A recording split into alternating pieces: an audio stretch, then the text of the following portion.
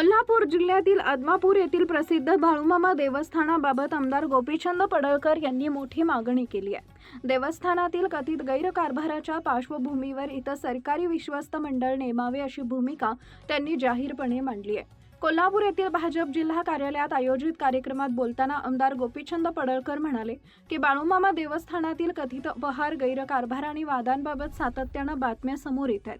त्यामुळे शिर्डी आणि पंढरपूर देवस्थानांप्रमाणे या देवस्थानासाठीही सरकारी विश्वस्त मंडळांची नियुक्ती करण्याची गरज आहे। पडळकर यांच्या मते महाराष्ट्रासह राज्याबाहेरूनही लाखो भाविक या देवस्थानात दर्शनासाठी येतात। यामुळे देवस्थानाचा कारभार अधिक पारदर्शक आणि शिस्तबद्ध करण्यासाठी सरकारी हस्तक्षेप आवश्यक असल्याचं त्यांनी सांगितले। दरम्यान पडळकर यांच्या या वक्तव्यामुळे राजकीय आणि धार्मिक वर्तुळात चर्चेला उधाण आलं असून यावर देवस्थान प्रशासन आणि संबंधितांकडून काय भूमिका घेतली जाते याकडे सर्वांचं लक्ष लागलंय।